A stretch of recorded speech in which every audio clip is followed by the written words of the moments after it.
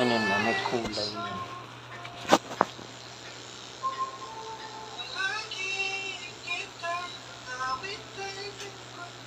Yan pala nang nakakangila. Ang ganda niya, oh.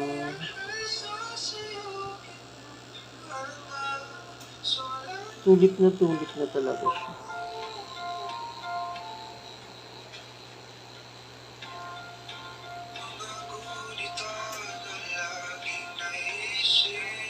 Nakikita ko dito yung ginagawa mo. Para palang kinakaskas mo, no? Para ka talagang nag-shade sa coloring pad.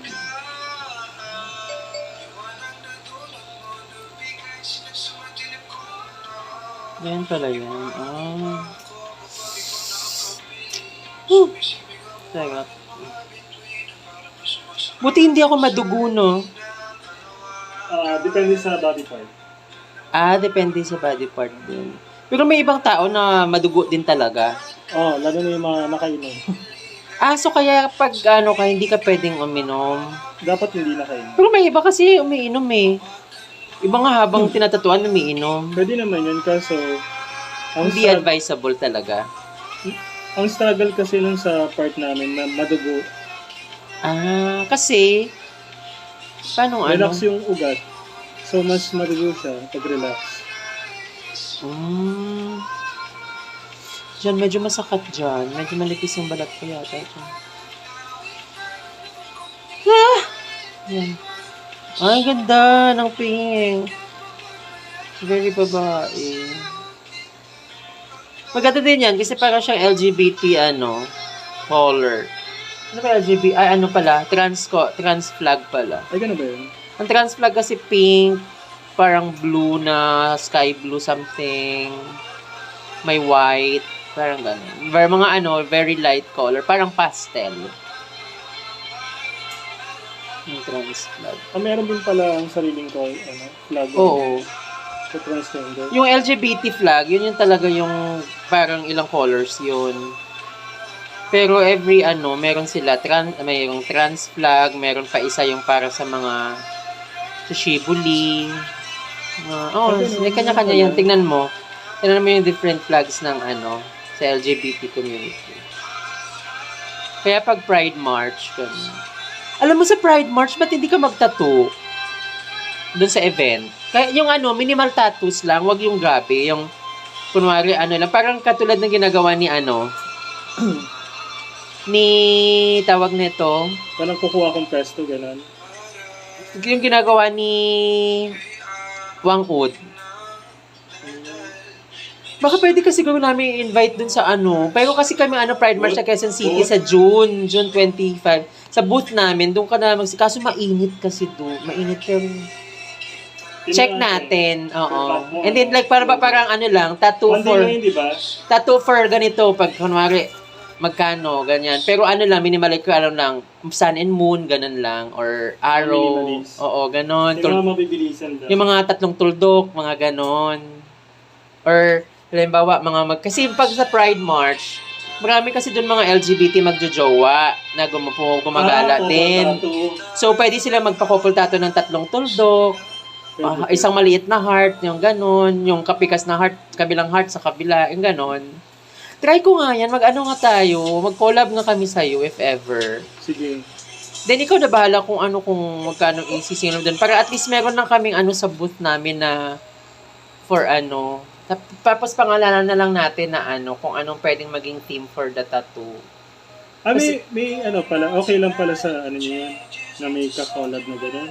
Oo. Actually, naghanap talaga kami ng mga gano'n na kung paano kasi yan. Kanya-kanyang paandar. Sige, din. Pwede ko din invite yung baba ko na para misa sa friends. So kung may paandar din kasi ako na parang kasal-kasalan something basta ganun lang.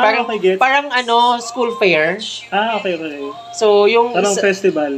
So yung isa namin na is yung isa yun na minimalist na tulad para madali lang matapos, hindi masyadong matagal. Hindi yun? One day event lang yun. Umaga to hapon. Pwede kahit makaano lang kayo siguro. kahit maka 20, ano ka lang, carry na yun, Sige, para kikita ka na doon, na ano. Para at least, ang ano din, promotion mo din, ng ano mo, ng tattoo mo. Page, Oo. Kasi syempre pag nagustuhan oy ano, mag-ready ka din ng mga ano mo, calling card, para yung lahat ng tatuan mo, bibigyan mo ng calling card mo, yung gano'n. Mamimigay tayo. Sige nga yan, sige, another ano ko na yan. So, usapin ko yung Sige. isang PO namin, si Mark na ano. Kasi nag-meeting na kami last time. Meron na kasing schedule for Pride March, parang March 24, 25, sa ano, QC Memorial Circle, alam mo yon? Kailan? Ay, marang ano siya, June 24 or 25. 1 month na lang pala. Oo, ganun. Sige. Ano yun? Pag ito, weekend. Parang weekend yan, parang Saturday or Sunday ata yan. Something ganun. Oo. Hindi ko alam kung baging dalawa. Kasi last time kasi dalawa siya. Yung isa is sa Pasay, yung isa sa QC. Pero I'm not sure kung ngayon QC na lang lahat. Pero yun, magtatayo kasi kami ng booth sa company. Tapos DOH din. So yun. Sige, para collab-collab tayo for ano. Maganda yung ganun. Minimalist tattoo lang pag gawin mo. Parang gagawa ka na lang ng ano. Template. Oo, ng mga design, ilagay mo doon, tapos, ikaw na mag-ano kung magkano yung ganong minimalist tattoo, like tatlong tuldok, magkano yung ganon, dalawang tuldok, mga ganon, mga may meaning. Yung iba kasi may nagpapatato ng, alam mo yung para sa suicidal, Keme, yung semicolon. Oo, di ba madali lang naman titawin yun, tuldok tsaka kudlit lang yun, di ba? May mga ganun kasi yung mostly iba, yung mga LGBT na ano, may mga experience sa ganun, mental health problem or suicidal problem, mga ganun. So iba, ganun yung pinapatato nila. So, sige, feeling ko baka marami ang mag-aano niya sa'yo. May excite yung ano, yung sasama ko kasi gusto niya yung mga kakaibang art. Sige, mag-collab tayo para meron na akong paandar doon sa booth namin. Kasi naghanap pa ako ng ibang paandar namin eh. Last year kasi, ang paandar ko, parang may nabigay kami yung giveaways, mga ruleta, tapos meron kami yung pa-aura safety. Kaso ko sabi ko, ano na siya eh, masyado na siyang common. Kasi parang school fair na mamimigay ka ng freebies, ganun. Sabi ko, this time, parang mas maganda siguro yung kakaiba, oo.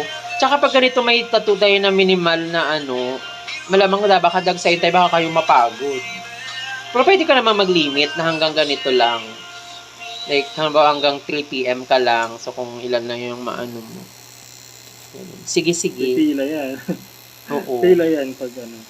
Oo, may ganun. Kasi may iba talaga kahit kunwari magkano. Usually magkano ba yung ano yung pag mga ganong minimalist like tatlong tuldok, magkano yung bayad? Ha? 500 lang yun. O yung mga ganun, o, diba? Ganun lang yung ano. Sige. Ano natin, i-push natin yun. Ano yan? Nag-lining ka? Oo. Kasi hindi sa dati mong tattoo. Inano mo? Kasi medyo nawala siya yung ano. Sige. Ang ganda niya na, be. Gusto ko talaga siya. I love it. Bakas talaga niya makatulip.